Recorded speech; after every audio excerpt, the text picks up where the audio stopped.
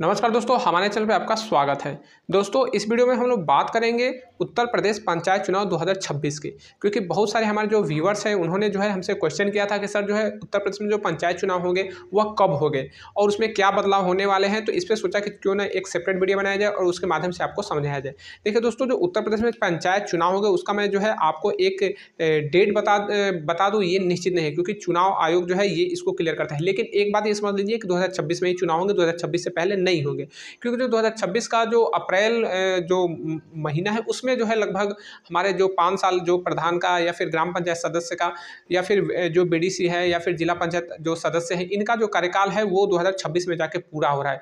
तो बिना कार्यकाल पूरा हुए जो है चुनाव नहीं होगा, इतना तो आप लोग समझ लीजिए। तो 2026 में ही चुनाव होगा। लेकिन एक चीज़ जो है मैं आपको इसमें और बता दूं कि अभी जो हम लोग उत्तर प्रदेश में जो चुनाव होते थे ग्राम पंचायत सदस्य, उत्तर प्रदेश में जो चुनाव होते थे ब्लॉक प्रमुख, उत्तर प्रदेश में जो चुनाव होते थे बीडीसी या फिर जिला पंचायत सदस्य और जिला पंचायत अध्यक्ष और ग्राम प्रधान, तो इनका जो चुनाव होता तो पहले से जिस तरह से जो चुनाव प्रक्रिया चली आ रही थी उसी के जो है ढांचागत होता रहता था। लेकिन अब जो है इसमें एक परिवर्तन होने वाला है। देखिए, ये परिवर्तन होने वाला है, ये फिक्स हो गया नहीं, अभी तो ये जो है समय पे डिपेंड करेगा। लेकिन इसमें जो है सरकार जो है जो राजनीतिक विशेषज्ञ है उनकी राय ले रही है कि जो जिला पंचायत अध्यक्ष और जो ब्लॉक प्रमुख का चुनाव होता है ये इनडायरेक्टली होता है। ठीक है, डायरेक्टली नहीं होता है, इनडायरेक्टली होता है। डायरेक्टली मतलब जैसे जो बीडीसी लोग होते हैं उनको तो हम लोग अपना वोट द्वारा चुनते हैं कि ये जो है बीडीसी प्रत्याशी हैं और इनको हम वोट दे देते हैं, और जब वोट पाते हैं तो वो आपस में से एक जो है ब्लॉक प्रमुख का चुनाव करते हैं। ठीक है, यानी कि जो बीडीसी अध्यक्ष यानी कि ब्लॉक प्रमुख जो होता है वो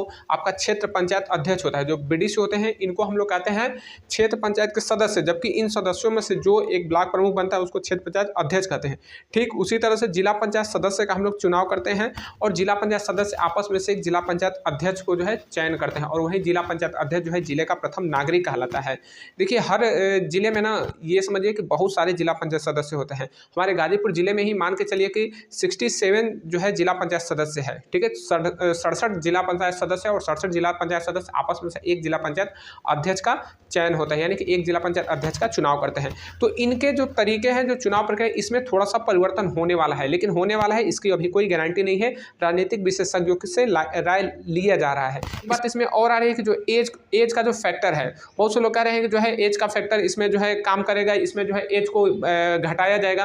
तो मैं बता दूं कि इसमें एज का कोई घटाव बढ़ाव नहीं होगा। एज का घटाव बढ़ाव जो है वह लोकसभा के चुनाव में हो रहा है कि लोकसभा के जो चुनाव 18 वर्ष पे जो मतदाता होते हैं उनका जो है उम्र और घटाकर 16 वर्ष कर दिया जाए। मैं इसको गलत मानता हूं, क्योंकि बहुत सारे जो वेस्टर्न कंट्री है वहाँ पे जो है मतदाता की आयु और घटा दे रही है। 18 साल से पहले हमारे देश में 21 वर्ष होता था मतदाता के, लेकिन अब 18 साल हो गया। अब इसको भी घटा के 16 वर्ष में कर देंगे। तो फिर समझिए कि जब तक से कोई व्यक्ति विवेकशील नहीं होगा, जब तक से उसका विवेक जागृत नहीं होगा, तब तक से उसको क्या पता चलेगा कि कौन उम्मीदवार कैसा है, उसके सामने कौन सा प्रत्याशी किस तरह का जो है उसका बिहेव है। तो उसको नहीं जानेगा तो फिर वो तो समझिए कि वो जो प्रत्याशी होंगे वो जो है वोटर को जो है बिल्कुल मिसयूज करेंगे, उनको जो है माइंड डाइवर्ट करके जो है उनका वोट वो ले सकते हैं। तो इसीलिए 18 से 16 ना हो के मैं तो मानता हूँ कि 18 से इसको 21 किया जाए और 21 से और ऊपर बढ़ा कम से कम वोटर की उम्र जो है 30 वर्ष किया जाए। क्योंकि वोटर अगर विवेकशील नहीं होगा, अगर वोटर जो है सही नहीं रहेगा तो फिर जो है हमारे देश को अच्छे नेता नहीं मिलेंगे, और अच्छे नेता नहीं मिलेंगे तो हमारा देश पूरा विनाश की गर्त में चला जाएगा।